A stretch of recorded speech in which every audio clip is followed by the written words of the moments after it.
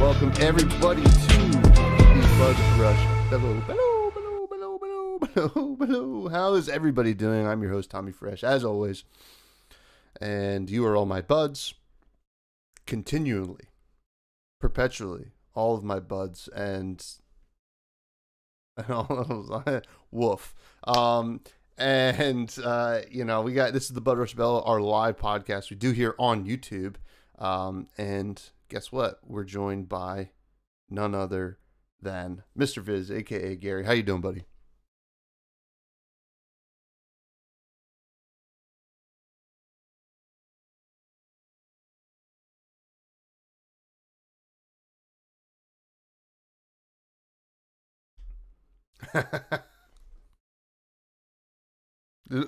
You had drafted Monarch prior to that?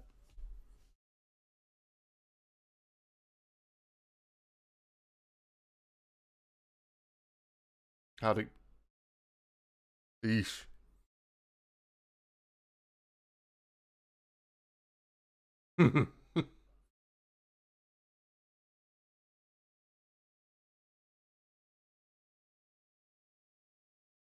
Oh, that's weird. I can hear him. Can't hear Gary. Oh, you know what? I had to change something for the podcast.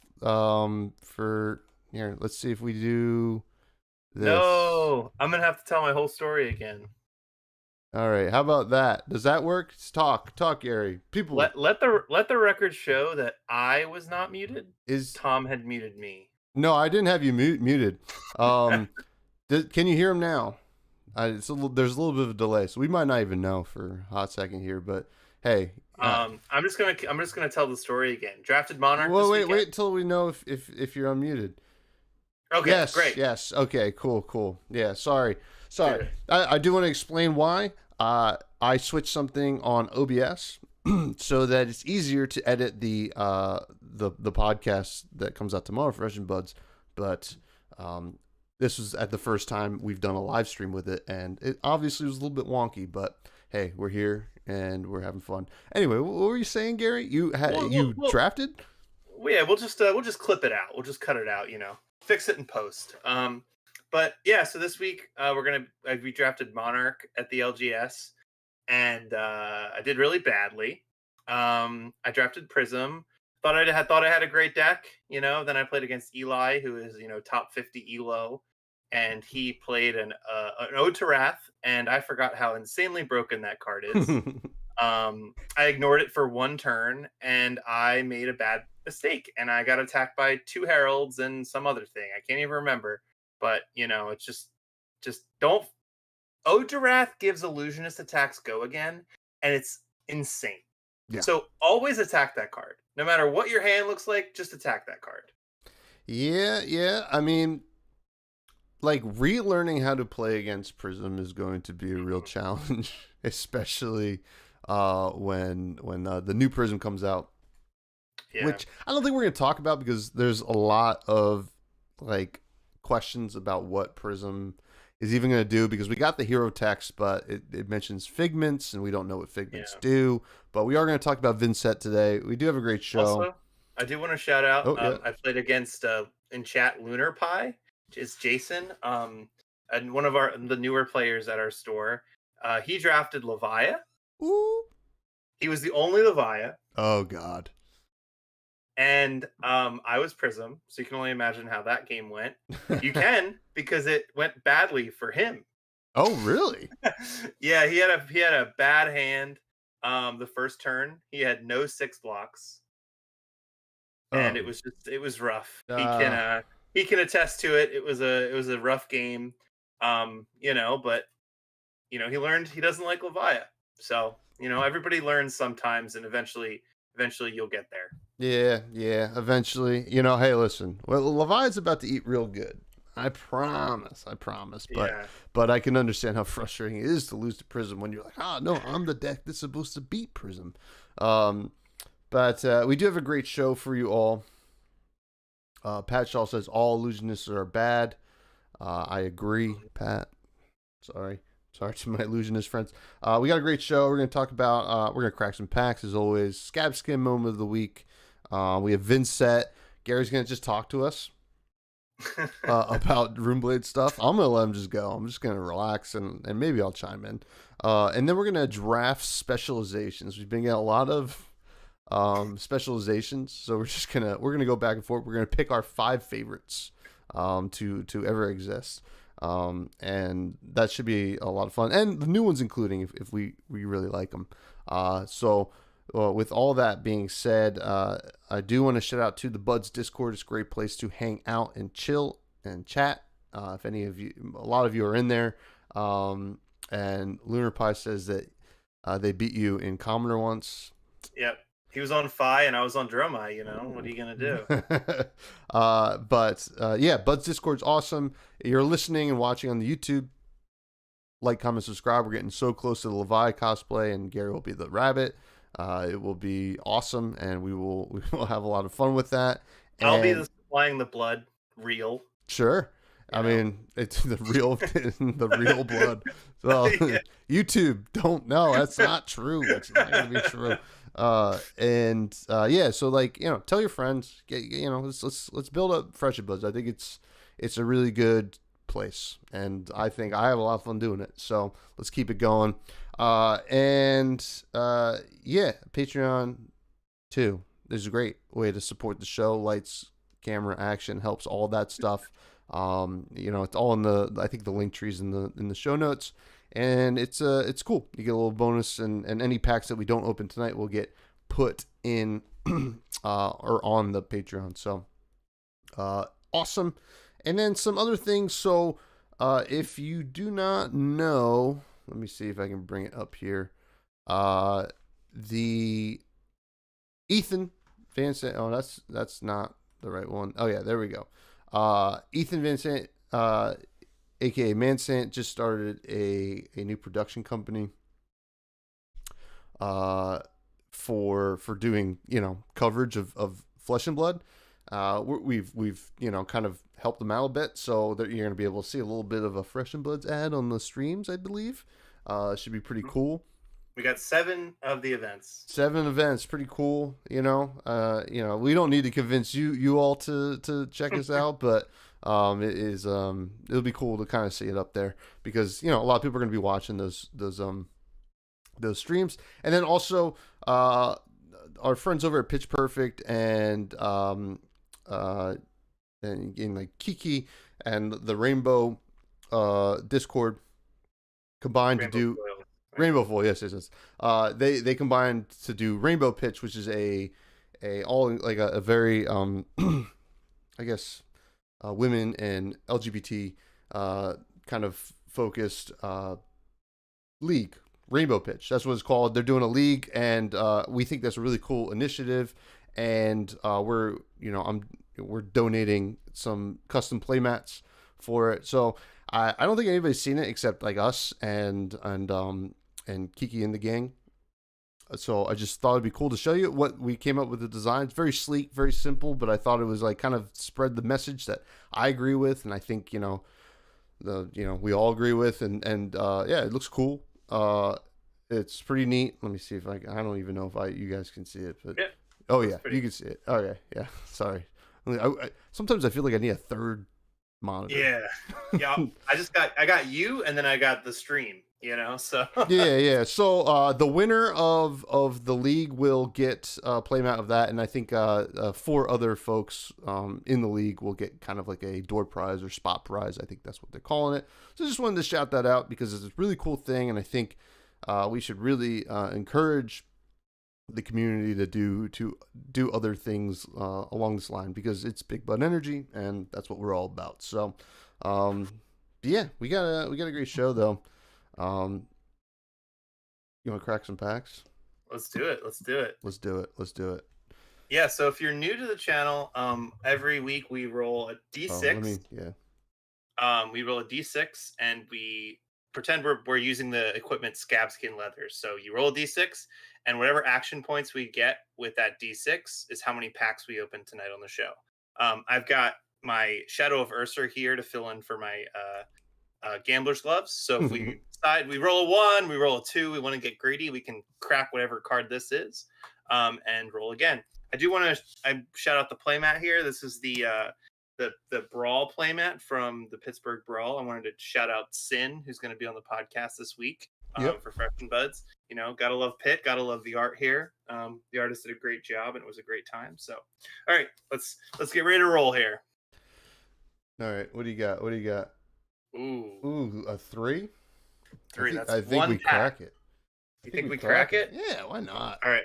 We're gonna do the old. We got the broken token here. You see? Oh, that's nice. Yeah, it's broken. All right, let's see. All Let's right. roll a 3 again. Okay. All right. You know, Not hey, punished.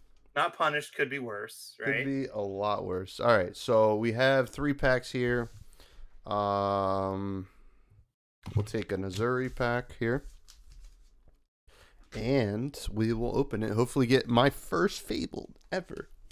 Yeah, Live and on the other stream. 2 will be opened on the Patreon. Yep, they will.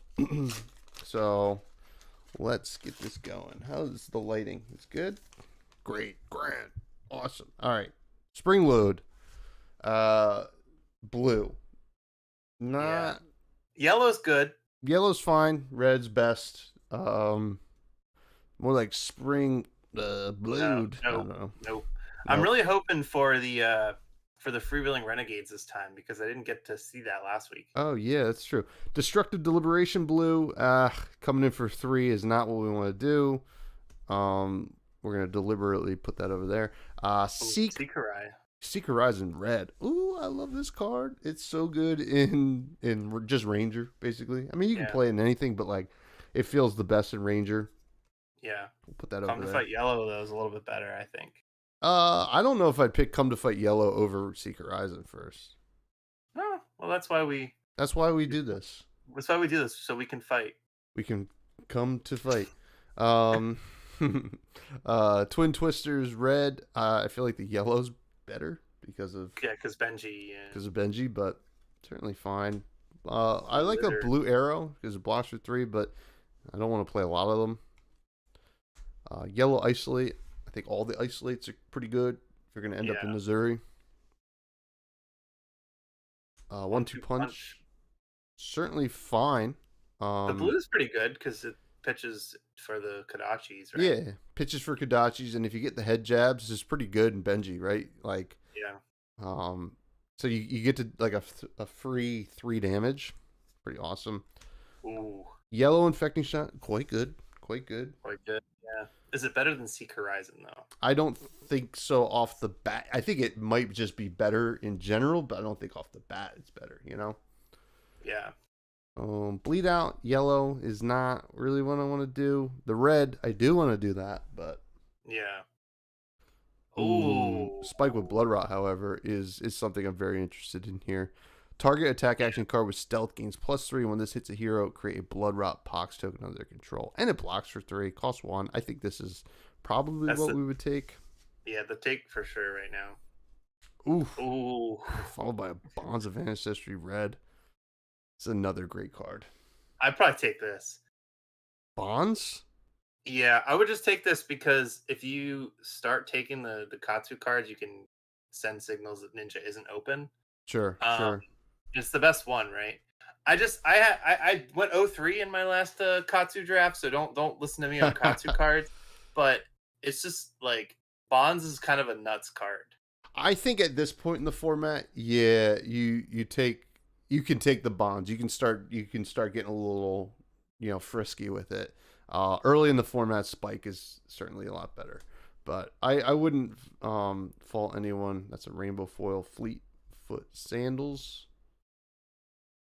And Seeker's leggings. And Crack Bobble. We did it.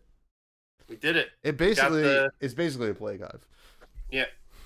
But nice. Yeah, I think the Bonds or the Spike are the correct answers. I mean, I know I would take the Seek because I want to force Riptide, but hey, we're not unhappy with that. But not a bad pack. We'll open the other 2 on Patreon, and maybe that will be the sauce. Yeah, maybe we'll get to see the Freewheeling Renegades. That's the one I'm really looking forward to. Yeah, no, it's crazy. 4 packs, no Freewheeling Renegades. I can't seem to get to avoid getting past them. in a draft, but you know, they don't show up when you have a joke lined up, which is by design. So, yeah, how's your week been? You got any good Scabskin rolls? Scabskin moment of the week. Sheesh. Yes and no. I think I had a really good one lined up. No, there's one that happened today, but I don't want to talk about it. That's how bad it felt. Right. Oh, sometimes you roll like double. You roll like 4 ones in a row. Because you use your gloves twice. Oh, back-to-back turns. Wow. Yeah. Sometimes you get another turn after you roll double ones. It's rare, but it happens. What was I gonna say? Yesterday was Tuesday, and then Monday. No, you know what? I don't feel like I really rolled high or low this week. I will say, funny enough. So, all right, here's something from today. We recorded, Gary and I recorded a video with the Table Pit crew, right? So that'll be coming out whenever you guys will see it. And we had like an hour before we hopped on the call for this. So I got to eat dinner real quick, and Lady Fresh, bless her heart, just made like a really delicious little pasta dish, and it was really good. We're like chatting, just like kind of catching up, and she starts choking. And I was like, "Are you okay?" And she's like her eyes are like, and I had to get up and give the old little, you know, I started with this, like smacking, and I gave the little Heimlich, and you know, she didn't make it, but no, I'm kidding. No, she's totally fine, but it was a little scary. I was like, yeah, actually, you know, it put a lot of things in perspective. Because like I was feeling down about something that happened today, and then I was like, well, things could get a lot worse. They can always get a lot worse, and I'm happy they didn't, because you know I wanted to, kind of, you know, be grateful for what I have. So I think in a way it was a low roll, but that was kind of a high roll, right? Like it was like one of those things. Like, okay, like here's what it was.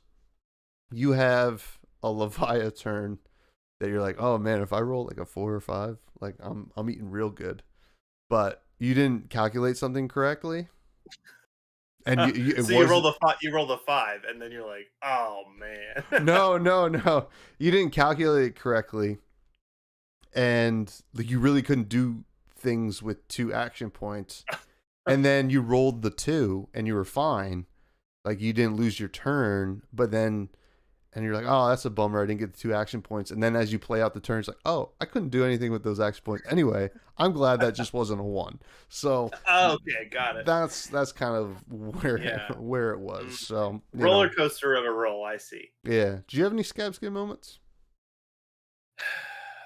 Nothing.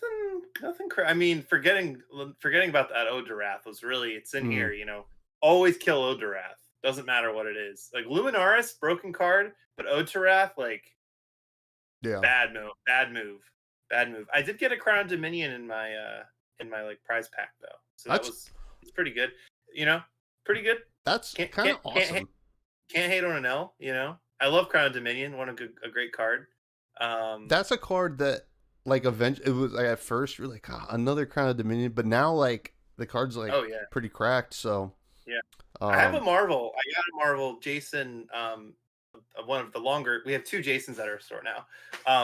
Jason has been with us longer. Opened a Marvel Crown of Dominion for me on Dynasty release day. So that's the one that I used. But I opened a second one this weekend. So I would say I'm rolling pretty neutral. You know. Nothing to really write home about, but I do have a good meal of the week. So. Okay, all right. Well, actually, I did remember my one roll. It's before we move on.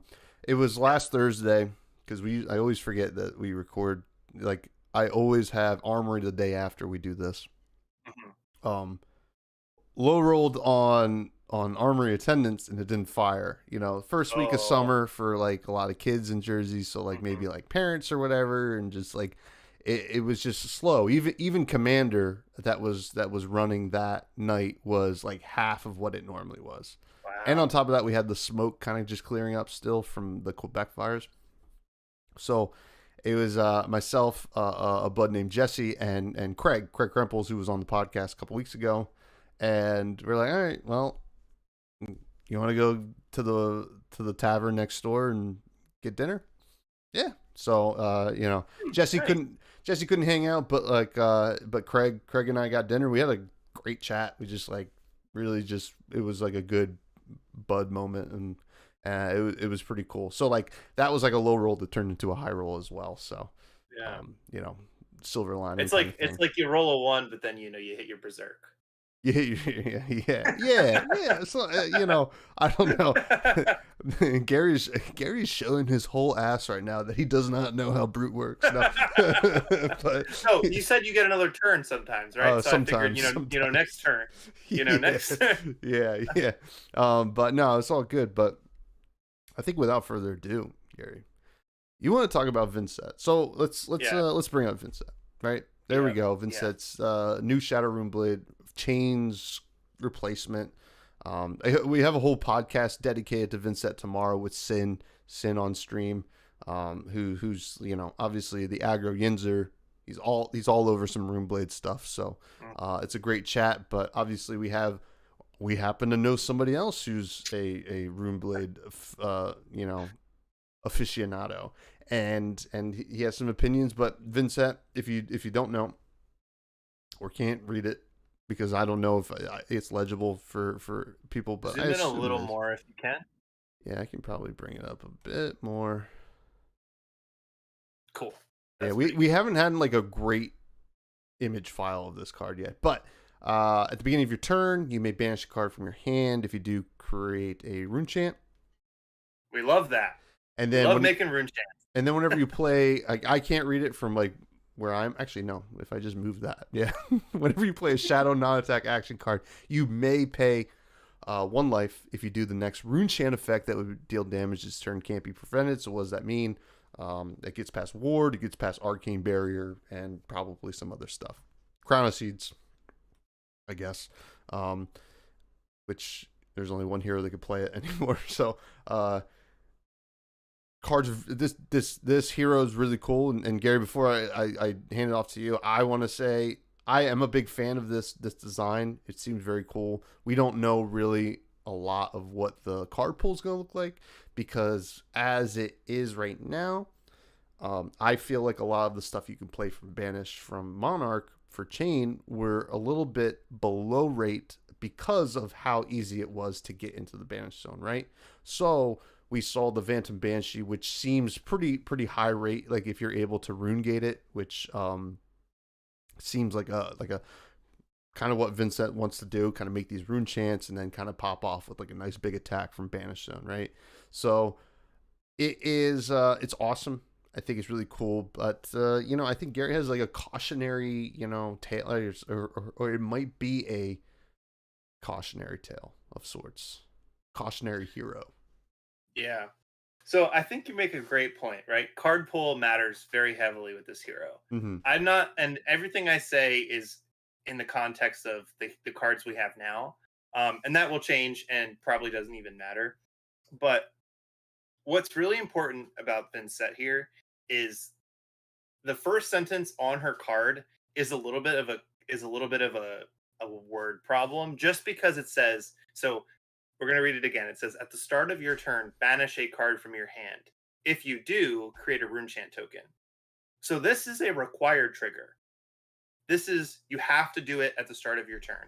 Mm-hmm. But if in the event that you do, so basically the if you do is what causes a little bit of confusion here, right? Because you remember that, if I banish a card, I get a rune chant. So people want to banish a card and get a rune chant. The problem is, if you've blocked with 3 cards and you only have 1 card in hand, you have to banish it. Mm-hmm. And you better hope that that 1 card can be played from the banish zone. And a lot of the cards will be, right? So the Phantom Banshee, play 3, pay. That's a 3 for 7 as a red, and you can play it for free if you have rune chants. That's really cool. If you have a way to make 3 rune chants consistently, you could probably block 3, block 2. Sorry, start your turn with a Rune Blood incantation, and then you have like a defense reaction that makes a rune chant, and then you banish the Phantom Banshee, and then every turn, right, you're attacking for 10 damage over rune chants and 7 damage for the physical Phantom Banshee, right? Yeah. Really cool line. There's a lot of cool things you can do with the Vincent. We're only talking about the first sentence. We're not even looking at the second part. The problem is this is an at the start of your turn trigger. So this is not a at the beginning of your action phase trigger. This is a at the start of your turn. So this is the same window as Tunic. So if you decide to do anything on your turn before you remember to banish the card from your hand, you've already missed that window. And this is a detrimental trigger to miss because it's the trigger itself, although it makes you a rune chant, it's forcing you to banish a card from your hand. So missing that trigger is technically a beneficial effect. I think the trigger missing that trigger is beneficial for you because the card is in a different zone, or should be anyway, right? Now, obviously, if you have only shadow cards, you can only play from banish zone. Doesn't matter, right? But you do miss that rune chant trigger, and some people will kind of hone in on the fact that if I banish a card, I'll create a rune chant. So cautionary tale here: at the start of every turn, banish a card from your hand. Yeah. If you're playing Tunic, this should be pretty easy, right? Because the Tunic trigger is the same time as the Vincent trigger. But how many people are missing their Tunic triggers? And there's a giant dice on the board. Yeah. You know what I mean? Like, this is literally like the most played card in the game, and people forget it 3 to 4 times a game. You know, like, this is a hero ability that just sits there on the battlefield. Like, you're not even interacting with it often. It's just a trigger you have to remember.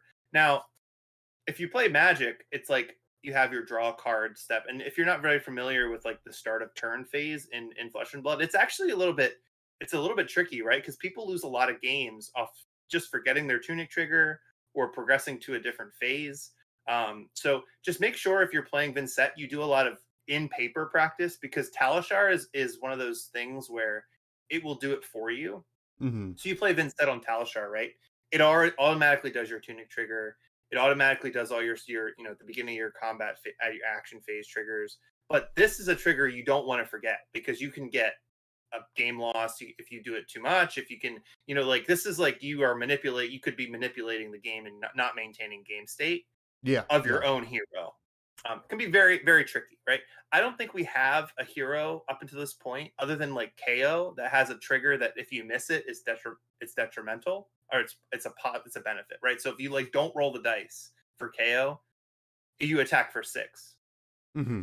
Fine, but like if you rolled a 1, that would attack for 3. Yeah. But in this, if you go to like you say, okay, you have 2 cards in hand, and then you just say, okay, I attack you with Shrill, right? Like, or I attack you with a CNC after you have 2 cards in hand at the start of your turn. That's completely missing the trigger, and that's completely like skipping both your start of action phase and the start of turn phase. So a very rules lawyer, rule sharky opponent will call you out on that. Armory level, not a big deal. But ProQuest RTN, where people are thirsty for prizes, like, this is a risky hero to play. And I think it makes sense with what she does, right? Who she is. Like, look at her art. She's got needles in her, right? I think you said that to me earlier. Like, she's got needles. You're rolling the dice. And I think Sigma makes a great point here, right? Like, she's a hero that bleeds, right? So if you miss that trigger, you're paying a cost. If it bleeds, we can kill it. Right. Yes. But so I just wanted to make sure that people are aware of like the mental tax of an effect that happens at the start of every turn. Mm-hmm. Because you get into a moment, especially if you're building some sort of control deck for this, that like that start of turn trigger is going to be a real nuisance. And like, especially if your opponent just like takes forever, or like you lose your focus at the start of your turn, and you just say you're playing even Rune Blood Incantation, right? Rune Blood Incantation, that card says at the start of your action phase. Well, if you say I'll remove a rune chant from Rune Blood Incantation before banishing your card, you've missed that trigger, and then you've failed to maintain game state. Mm-hmm. So it's like it's very tricky, right? Like, obviously, if you play the hero, you should know your triggers, but this is an every single turn trigger. Like, we don't have a hero that's that that high maintenance. Yeah, Okay, do you know a hero like Levia is basically an end of turn trigger, right? So yeah, she's like, okay, did I do a thing this turn? But like this is every turn I need to do this thing. yeah, yeah. It it is in a sense the kind of marquee definition of an expert level hero, right? Yeah, This is a rules intensive, very cool. Maybe not even good. We don't know yet, but like yeah, it is a hero that is going to require you to know what you're doing, right? And yeah. I mean, you bring up great points. You don't want people to get game losses. It's going to happen, right? yeah, Um, it's bound to happen, right? You can't help yeah, it. But hopefully yeah, hopefully it doesn't. I mean that's the one thing that I always said about Talishar is like I don't know if it necessarily makes your play cleaner. Like yeah, you can definitely get a lot of practice on Talishar and stuff like that, but when it comes to like tunic yeah. triggers and stuff like that, it's easy to kind of forget that stuff. Even I like do want to. Yeah. Sorry, go Valiant ahead. Dynamo, right? Like you can Mhm. forget that. Obviously that's detrimental to you, so it's like not that big of a deal. It's not like this. Yeah. I do want to bring up Sigma makes a great point. It will help you remember your tunic triggers if it takes it. It's That's honestly why I love this hero so much is because she has a built-in tunic trigger. Yeah. So like she basically has a reminder to activate tunic. And I think that she's going to be wanting to play, and might be a detrimental, and we could do a whole segment on this. But I think she's actually going to want to play tunic more than Carrion Husk most of the time. I know, big What? surprise, big surprise. Um, Simply because, like, one, you get that started trigger turn, right? You get that started turn trigger, and you don't have to worry about like you don't have to worry about forgetting that trigger.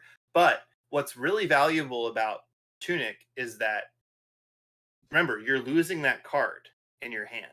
Yeah. So if you have one card in hand that costs one, you can't play that card from Banish Zone and you have to banish it. But Tunic does let you play something from hand without having to pay or play anything else. Yeah. So being able to build your deck so that way you are able to consistently play either one cost cards or even like, if you two cost cards that with a red, maybe you just have two reds in your hand, that kind of thing. Mm-hmm. You want to be able to use Tunic pretty consistently to pay for the fact that you're going to be losing a card in hand that you wouldn't be able to play otherwise. Yeah, yeah. I mean, I could definitely see that. Now, some notes I kind of wrote here while you're doing your spiel. Mhm. Um, Worth noting, right? So you always have to banish the card, right? Mhm. Um, and usually it's going to mean that you're going like that's like part of the strategy, right? You banish the card, it kind of pushes your strategy along. So you're at a card deficit now. That might not always be the case if you banish something that you can use, but it reminds me of another hero that kind of works on a card deficit that even banishes a card from its hand. That's Bolton. Um, Yep. Bolton, and guess what? As cool as Bolton is, as much as I love Bolton, it's really hard to play that strategy without like the Yeah. OTK, which brings me to my next kind of point here. So you built the chain deck, right? The Yeah. chain deck that like the blitz chain deck that like you block out and then you kind of OTK the person with like a ninth blade or whatever. Um, so I'm just thinking like it might be really annoying like if it actually works that you just block with three cards, banish a non blood deck card because it does not have to be the shadow Hmm. card that you banish to get the rune chant. Block with three Right. cards, banish a card, rune chant, pass. Block with three Yeah. cards, banish a card, rune chant, pass. And and like you have other ways to kind of create rune chants if you don't have to block with all three cards, whatever. And that'd be really interesting if that's what Oh yeah. Vincent wants to do. And if that's the case, you might want Carrion Husk. Um, Maybe it depends, right? So let me put it this way, right? sure. So I've actually switched to Tunic in my chain lists because all of the cards in the deck that I want to be playing cost one or less. Sure, sure. So I can use Tunic to pay for a Runeblood incantation, or I can choose Tunic to pay for Blessings of the Occult, right? I can block 3, save that 1 card, and then play it off of Tunic. Yeah. Vince, that's going to need to do something very similar, right? Yeah, you'd Because have to block 2 or whatever. Yeah. yeah, you need to block 2. Like if you block 1 and you want to pay for anything, sorry, if you block 3 and you're going to have to pay for anything, you're going to have a bad time. Yeah. It's very interesting. And then the other note here, right, is back alley break line. Oh yeah. Right? Doesn't that give you the? I think so. Yeah, I think we talked about this before, didn't we? Well, I talked about it because that was Craig's favorite like run of the mill card, right? Mm-hmm. And if you banish back alley break line, I believe it gives you an action point From your deck. Oh, from your deck. Ah, damn. Yeah. Never mind. From hand. But we don't know if she's going to get Soul Shackles. Yeah, we don't know. I doubt it. Soul Shackles were kind of busted. I mean, if they gave like us a shadow card that's like create a Soul Shackle and like Levi could play it, I wouldn't be complaining. I wouldn't be complaining. It'd be the best card. I'm thinking honestly, a Shadow Runeblade card that makes 3 rune chants and creates a Soul Shackle for 0. Seems wild. Or maybe even make two rune chants and then make a Soul Shackle as a Majestic. Well, I could see rather than the Soul Shackle text in the balance there is that it can be played from banish. Right. So if we get a shadow action that makes rune chants, then set is insane. Which I haven't even talked about the second. You know what? Go crazy. Talk about the second line of text there, buddy. All right, we're going to talk about the second line of text. So this says, whenever you play a shadow non-attack action card, you may pay a life, and if you do, the next rune chant effect that would deal damage this turn can't be prevented. So, shout out to Joel in chat first. Shout out to Joel. Joel. Is this blood buds up in this house? I mean, what's going on, Joel? What's going on? Blood buds was kind of like a cool thing. Yeah, it's like I love that. I think we're rocking with that. We're rocking with that. Anyway, we're focusing back on the second line of text. Sorry. No worries. So, whenever you play a shadow non-attack action card, regardless of from where, so you can play it from your hand, you can play it from the banish zone, you may pay a life, pay a life, and then the next rune chant effect that deals damage can't be prevented. I read this and I got really excited because the next rune chant effect could mean any card that is a rune chant. Mm-hmm. So maybe we get an aura in the deck that is a rune chant. It'd be pretty neat. Like somebody made the point about it in the Buds Discord. Like ashes, we got specific ashes. Yep. Which could be something to do with like demons, but that's like a whole nother basket of goods. We got a whole other line of text we could focus on if we were for dreaming, you know. But so this is really interesting, right? Because you have this effect that in the first line of text that says, you know, if you banish a card, you make a rune chant. Well, then if you play a shadow non-attack from your hand, from the banish zone, you could then pay a life and then make sure that rune chant is unpreventable. Really cool effect.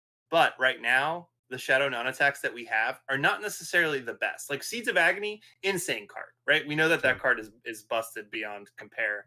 But it's really good in Chain, where you have a lot of ways to play a lot of cards from Banish Zone pretty quickly. Yeah.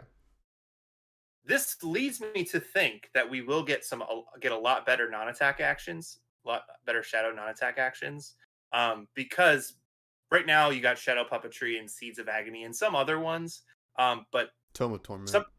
Tome of Torment's pretty good, right? Yeah, that's what we hear. Yeah. But yeah, so this is really interesting. Keep in mind that this effect is going to be really hard to pull off because in that turn you're going to both have to play a shadow non-attack and both attack at some point. So like you can use the whip. I think you were talking about this earlier in our chat. You can use the whip for free to be able to deal 1 damage unpreventable if you play a shadow non-attack and then attack with the whip. Keep in mind you're paying 2 life to deal 1 unpreventable damage. So that's like, in that case, you're trading 2 for 1, but 1 for 2, I guess, if you're thinking in the old Magic terms. If you're getting them down to 1 life and you need to just deal that last damage or kill that ward or something, that's a great trade. Like, I'm not going to discount that, but it's a lot of work. Yeah. And so, like, card that a lot of people are talking about, Rattlebones. Great card. One of my favorite cards in the game. Probably like if you told me a non-specialization card that was my favorite card, it would be Rattlebones. The card's really good. Yeah. This card is going to banish things that you can play from your banish zone for Vincent. If you are able to deal that unpreventable damage, it gives you a free action point. But remember how many cards we're playing with, right? We got 4 cards in our hand. If we don't block, we lose a card that we have to banish, and Rattlebones costs 2. So we both have to pay for Rattlebones, banish an attack, play that non-attack, pay the life to be able to make the Rattlebones rune chant unpreventable, play an attack before we play the Rattlebones, because the Rattlebones doesn't trigger that rune chant effect, and you have to deal arcane damage before Rattlebones gets the action point. So you have to build like a ladder here of like non-attack, do an attack, play a Rattlebones, play the thing you banished. It's a lot of work. It's a great card. Like blocks 3. Honestly, Rattle and Swarming Gloomveil, Rattle and a blue are the best 2-card hands, and some of the best 2-card hands in the game. But with an intellect 3.5 hero, you just want to make sure you're not like over committing to a strategy that's extremely hard to pull off. We learned, like you said, with Bolton, we learned with Riptide, like even though this looks cool, it is a very cool effect. And we could get some bonkers ass shadow non-attack actions to really take advantage of the second effect. This should really be like a last resort, like close the game. Yeah, close the game, and then like probably ward is the biggest use case here, right? It makes sense in terms of the lore, right? Prism versus Vincent, whatever. Absolutely. Yeah. But just remember, like, there's a lot of cards coming out. There's going to be a lot of ways to activate this effect. So all I want to say is make sure you're remembering your triggers in the beginning of the turn, because you don't want to get called out on a game manipulation because you've just forgot a very hard to remember trigger. And make sure when you're considering deck building restrictions for this hero, you keep in mind that you will be down a card to pay for things, Yeah. So. Yeah, I'm very excited to see what people come up with. I'm excited to see what else we get in the card pool, what other Rune Gate kind of stuff we get going. It's very cool. Capolo says we need Intellect 5 for this hero. How about maybe Intellect 5 for Bolton first? But that's just my opinion. But I do want to make one comment further just about Rune Gate. Sure. And maybe we can save it for next week. But so Banshee is a great card. Sure. I was doing some math this week, and I really think the best gate card Rune Gate card we could get is like a 2 for 6. So like, I think it's a 2 for 6 just because. Okay, so let's do the math here. Start of your turn, you are going to be losing a card and make a rune chant, right? So to pay for a 2 for 6, you want to be able to make a 1 rune chant on the off turn, and you're going to make 1 at the start of the turn. So you could basically play play the 2 for 6 that's a red, have a Runeblood incantation trigger at the start of your turn. Make sure you don't forget your start of turn trigger before that Runeblood though. And so start of your turn, you banish the 2 for 6, Runeblood incantation triggers, you play that 2 for 6 for free, and that's a 1-card hand, right? Yeah, so 1-card hand, you block 9, and you're dealing. Yeah. Right? Yeah. No, you're right. But like, I would say probably the best would be just a 1 for 5, right? Like something that you don't need any more setup, right? Oh, for sure. Yeah. But so actually, the reason I say 2 for 6, though, I'm just going to close this thought here. A 6 requires 2 cards to block as a red. It also requires 2 cards to block as a blue. So across all of the power levels, it's requiring 3 cards to entirely block all the damage. The arcane, the 6, the 5, and the 4. So it's presenting on a 1-card hand. You're presenting you're requiring 3 cards to prevent all that damage. And I think for me, if I saw a 2 for 6 that's a rare, I would be so happy. I'd play 9 of them. Well, yeah. I mean, and they're poppers, right? Which is also relevant. Yep. But yeah, no, I mean, hey, listen, I think we're pretty stoked. Vincent's pretty cool. We don't know what's going on with Prism Figments. We don't know yet. We'll probably talk about that whenever we do know. But hey, we're pretty stoked. But we have been getting a lot of specializations. Yeah. getting spoiled. We had Yuki Lee Bender spoiled, or on the bobble, I guess, spoiled the Lexi one today. I think it was like the something lightning call on the lightning or something like that. But yeah, I'm gonna pull it up here. Pull it up. But we're gonna draft call down the lightning. Call down the lightning. Yes. So we are gonna draft our favorite specializations here. I gotta resize this real quick, but just because it'll be fun because we've been getting a lot of them. Yeah. So Sigma, Pierce the Shadow Veil is a 2 for 6, but you have to pay for that. You need to pay to play. Oh yeah. Mm-hmm. In the event that it's a RuneGate card, we saw the Wall of Cogs cap. Keep it. We're not gonna be fake spoilers here. All right. Wait, what was Wall of Cogs? I did not see that. I don't know what that is. Cap through a mock-up spoiler card in the Discord. You seem to do a lot of fake spoilers, Capola. What's going on here? Titanium Bobble. Now this. He loves blue cards. He really does. All right. You can go first this time. Yeah. Well, I mean, what do I love? I love blues. I love sixes, and I'm going Soul Harvest. Oh, okay. Right. That's. I mean, yeah. Levi specialization. Yeah, I just thought you were gonna take something else. Oh, what did you think of? Oh, hey. Maybe pick two. Yeah, maybe. What are you going with for your first? Well, let me explain why. Soul Harvest is blue. It's a 6. You can win the game with it. I have won the game with it. I know a lot of people are like, you just block with it and pitch it. No, you sometimes do it. And honestly, if you have like a turn kind of off, if they didn't really pressure you and you can play the Soul Harvest, not only you can come in for like 12, but you can also clean up your graveyard because it doesn't say which 6 cards you need to banish, right? You can just kind of clean it up, get some non-6s out of there. It's not super efficient, right? You're paying 6 to do that, but as long as you banish a couple, you want to banish at least 1 6, so it will be coming in for 7. It's a break point. Yeah. But it's not for nothing. There is some flexibility with the card. Obviously, that's not what you want to do ideally, but it's there for the taking. Yeah. So is it going to be okay if I do a visual representation rather than like tell you? I'm just going to show you the cards that are my favorite specializations, like the first 2. Sure. What is it? So the first one is going to be this one here. Oh, all right. What is it? Oh, Become the Arc Knight. Wow. Yeah, we're going to do Become the Arc Knight for the first. Yeah, that's a great card. So surprised. It's literally my background. But yeah, Become the Arc Knight it's an insane card, dude. Like that card is way above rate. So it's a tutor.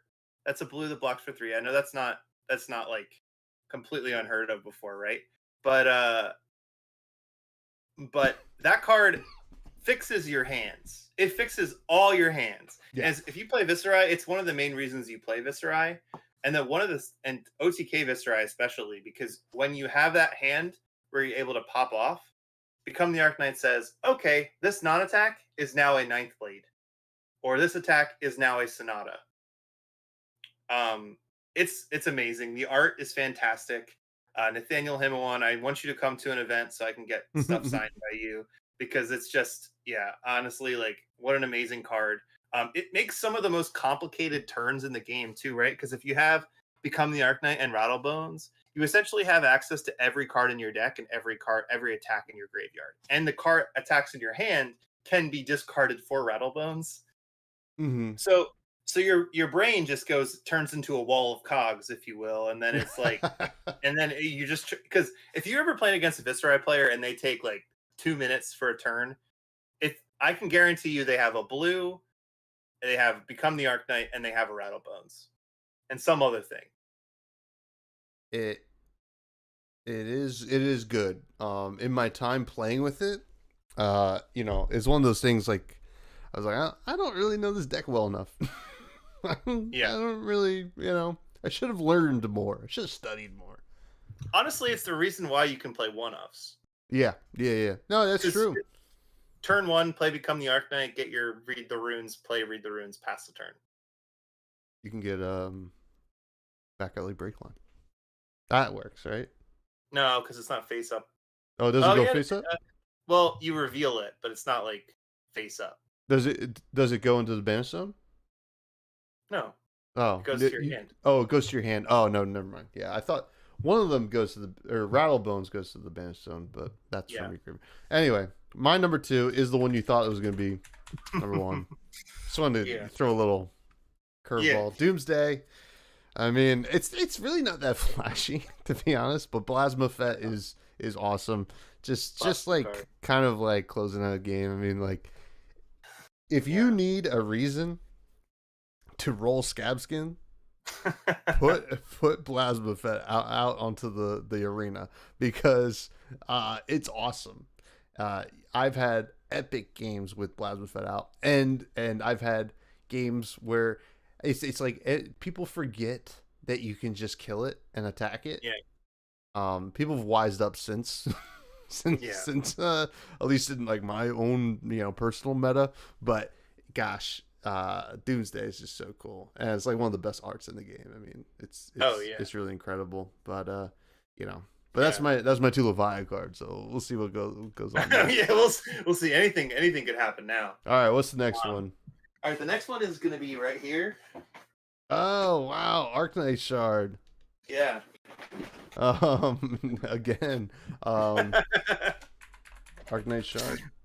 What a surprise! Arcanite Shard is my second favorite specialization, because people often forget that it's a specialization. It's so good. Like, that card is basically a blue that deals 1 damage. When you pitch it, it doesn't block, so you can lose pretty easily to it. But if you're playing against a wizard, you can make a rune chant pitching into their arcane damage. Pretty nice. Also, it was the first card that I opened in the game. Yes. Yes, we know. We've heard the story. Because I still think about it, how I was texting Ben or whatever, and I said, "Oh my gosh, I opened this crazy Flesh and Blood card." And he was like, "I think Tommy knows something about that game," and I just posted it.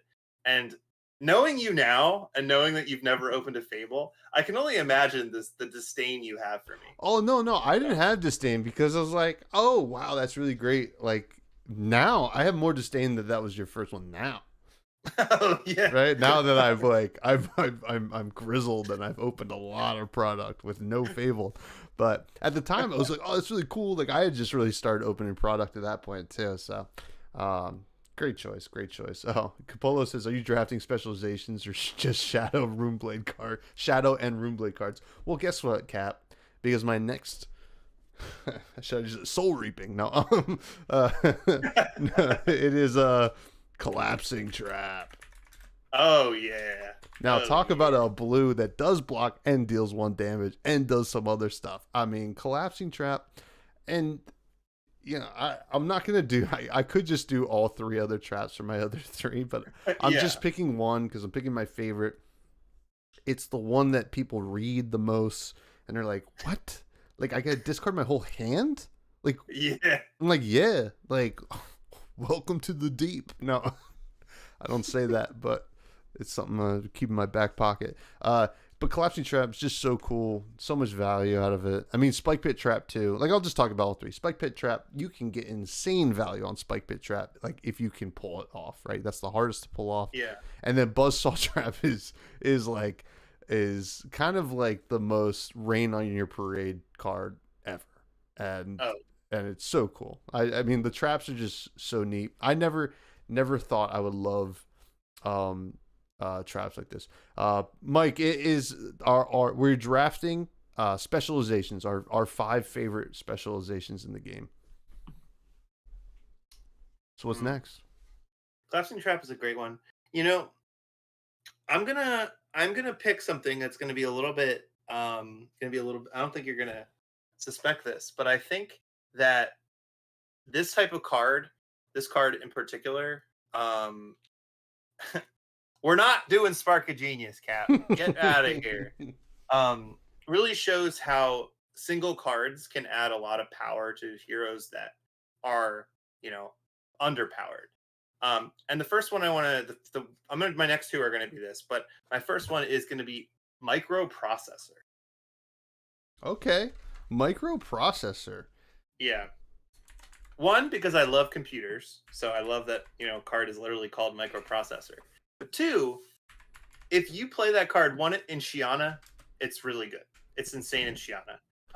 But two, it actually gives Datadol a bit of an advantage in some situations over Dash, because you can look at the top card of your deck to make sure that you're banishing the effect, and it's temporarily getting rid of the drawback of only having 3 intellect. But I really like cards that are specifically designed for heroes, and I know that that's what a specialization is, right? Mm-hmm. But microprocessor itself is just like, it's a lot of text. I don't know if you read that card in a while, but it's basically just like a bunch of different actions that you can take. And I believe the first time you get, I haven't read the card in a while because I have a proxy of it in my Shiana deck, but I'm gonna read it to you real quick. Read it. I'm actually looking it up right now as well. So it says, the first time, did it all specialization. The first time you activate microprocessor each turn, gain 1 action point. So the first time you activate any of the following effects, you get to go again. Once per turn action, opt 1. Great card, great effect. You get to look at the top card of your deck. Next, once per turn action, draw a card, then put a card from your hand on top of your deck. Fixing your banish for a boost. Awesome. Once per turn action, 0. Banish the top card of your deck. Like, that's all. That's 3 very useful abilities that Datadol can, 1, activate in the beginning of the turn to set up a crazy boost turn to be able to boost, and then activate the second ability to close the game out. Yeah, I mean, it does so much for a hero that, I mean, it really needs it. it really needs it, right? Obviously, yeah. Obviously, this is, obviously, Datadol has 3 intelligence, which is hard to play. Like, you have that card deficit, but being able to activate 2 of those effects in a turn can really help swing that balance. And this is the kind of stuff that we'll see in the future to really help specific heroes. And I'm really excited for it. Yeah. Do you know what my next one is? Sand Sketch Plan? No. V of the Vanguard. Oh, yeah. Yeah. So V of the Vanguard, it's the easy Bolton pick would be like Lumina or whatever, but V kind of really works in every strategy you can play with Bolton, or almost any of them.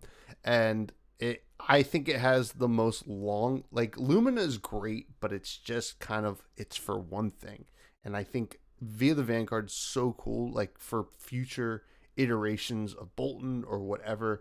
I think it's going to be a card that's like, it could be its own, like, OTK card on its own, right? Yeah. Which is really neat. And I'm pretty excited to see, like, what more we can do with that card. And it always feels good to pull off, right? Because you're even like, wait, all my attacks? That's pretty good. So, like, yeah. So V of the Vanguard, awesome card, awesome art, one of my favorites. So gotta go with that. Yeah. It's a great card. And honestly, I'm going to stick with the Warrior Train here, and I'm going to go with another Everfest card, Blood in Our Hands. Oh, yeah.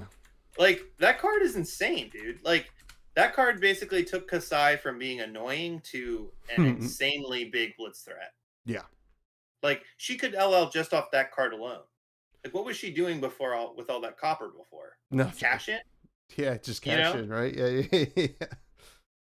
So that card single-handedly transformed that hero into being something extremely playable. our local Tommy, from Tommy's Top Picks, he's a big Kasai player and loves Kasai. But, like, before Blood in Her Hands, like, that hero was not as powerful. She just didn't have that end game closing potential, like Dory does. Mm-hmm. Yeah, Blood in Her Hands is awesome. Just, like, flavorful. Makes a lot of sense. Do you know what my last one is? Begins with an R. R. think. R. R. Can you give me a set? Uprising. Red Hot? It's red hot, man. Yeah. Yeah. Okay, so red hot seems like a little wonky, right? We don't see a lot of this card. But in limited, this card was insane. like out of control good. And I still feel like if you're building like a really cool go wide deck or whatever, a one of red hot is not not out of the question, right? Because you can really get this like really big attack with like, and then you flip a bunch of red cards and then boom, you just win out of nowhere. And I kind of really like that. And Greg's right there saying red hot, so hot. So red hot's my last one. I mean, there's a lot of honorable mentions here, but like, I wanted to kind of spread it out. I know I went pretty heavy on the Levi up front, but that's what I'm doing too. Like, you got to do what you love. Yeah, exactly. Yeah, so I'm gonna stick with Uprising for this last card as well because I really think that Uprising did a great job at just like showing that although the draft was a little tough because everybody just forced 5, but it really brought some life to Icelander. Like she was good, but she was not as good. Chilling Ice Vein, great card. Hypothermia, great card. But this card, this specialization really is one very beautiful art. Insane effect. We're gonna go with Frost Hex here. Frost Hex is awesome. Yeah, Frost Hex is one. It's like it looks like a rune chant. The cold foil looks like a rune chant, so it's like really awesome. Aswarty did the art, who's one of my favorite artists, but also like it creates another angle of play for Icelander, right? Because like creating frostbites is just annoying, but now they're dealing damage.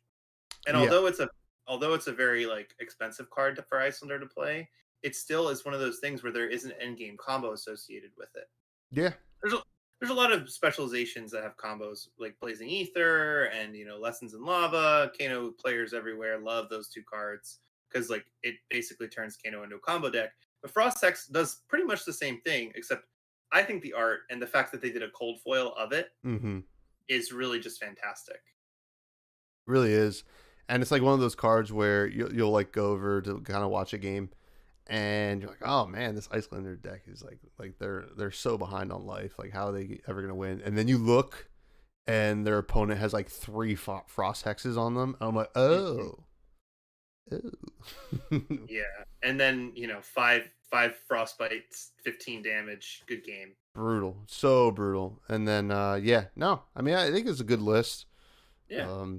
Gosh, and we didn't touch any of the new ones. I mean, the new Lexi one the art is absolutely insane, like so good. But nothing. So that's your favorite of the newest ones we have? Yeah, I think so. Currently, nothing else is really like jumping out at me. But we're gonna get more. Yeah, Shiana's is my favorite, just because like the use cases for that can be so crazy. Like the amount of turns you can just get a CNC, Yeah. But yeah, I mean, an Eloquence token's really, really cool too, because a lot of those specializations can sometimes have go again. So like you play Eloquence, you could play a Lessons in Lava, have go again, and then do something else in your turn. So yeah, I mean, I think that one's going to be my favorite. It's going to be hard to beat it until we get the Viserai one. Amen. Well, it's a good show, brother. Yeah, absolutely. Hey, how you doing? How? I'm great. Doing all right. I am a little tired. I told you I was in a hotel last night for work, and you never get good sleep in a hotel. You just don't. Like, I woke up, my back hurt. Like, even it was a nice hotel. It wasn't even like I was like sleeping on bricks. Yeah, it wasn't on a coffin. It was like I was. Who knows? But hey, what's your meal of the week? Plug your things. Yeah. So this week, my meal of the week I want to shout out. There are two specific meals. One, I went to dim sum with my buddy Scott, Scott Egan, who I think you met before. Yeah, he stayed with us, and oh yes, right. Yeah. Yeah, I stayed with the Nets. Yeah, we went to go see Spider-Man again, and my rec of the week in the Patreon is going to be go see Spider-Man. But I'll give it here. We went to dim sum. Just got to hang out with my buddy Scott after Armory on Saturday, and it was a great time. I just love my meals of the week end up either being something really yummy, hanging out with me, either hanging out with Paige or hanging out with Buds, and I think it was just nice to I don't get to hang out with Scott much, so it was nice to see him a little bit. And then tonight, Paige made a recipe from the Beyond Meat website. It's like a steak and broccoli bowl, but it's like the Beyond Steak tips. And I think I said this before, but the Beyond Steak, like I'm not the biggest fan of like the Beyond Burger. I much prefer the Impossible Burger kind of thing. I think Beyond makes good sausage. But the Beyond Steak tips are actually some of the they punch way higher than you'd expect. So like I highly recommend if you have a partner who doesn't eat meat or just you're trying to eat less meat, try the Beyond Steak tips and try some of the recipes from their website, because every single one that Paige has made, and maybe it's just because she's a great cook, has been fantastic. They have a cheesesteak recipe that they have that's great, and this steak and broccoli bowl was amazing tonight. So I want to shout out Paige for making some great meals alongside of a good Bud chat earlier in the week. And then as far as a plug, you can find me on Twitter at Mr. Viz. Mainly just talk about Runeblade stuff. I'm so excited for spoiler season. Get to see some of these Viscerai cards. Gonna have a great time. Probably not going to go to any events in the next few months. So just if you want to hang out, join the Buds Discord. Great opportunity to just talk about the game, talk about life. Talk about the meals you ate this week. We're talking all about different games. You like Diablo? We got a lot of people in there playing Diablo. You got any roguelike. We got great community to talk about just games in general, but also just a great casual flesh and blood community where we're there to have a good time. We're there to be casually competitive, but we're really there to hang out with people. So amen. We're there for a good time and a long time. Shout out to Paige, shout out to Beyond Meat, sponsor us. That does sound good. I do kind of like the vegetarian alternatives, right? I used to eat a lot of the chicken. Yeah. But my meal of the week was something I alluded to earlier. My meal with Craig. I just had a nacho kind of queso appetizer, but it was enough for just a meal, and it was good. But it was good. It was the chat that was awesome. Yeah. You can continue to find me on Twitter at FreshBudsPod. Check out the podcast Fresh and Buds. Tomorrow we have Sin. We're talking even more about Vincent. Listen, we're talking. All right, we're rune gating, we're rune chanting. All of that. Check out the Patreon, Buds Discord, all that fun stuff. Be good to each other. Love you all. Thank you for hanging out and chat. I always appreciate it. It's not lost on either of us. It's really great, and I think we're gonna have a great summer. And I can't wait. Well, I can't. To be honest, I'm gonna be honest with you guys. I can't wait for it to cool off again. I don't like the heat, but so with that being said, love you all. Good night. Hi.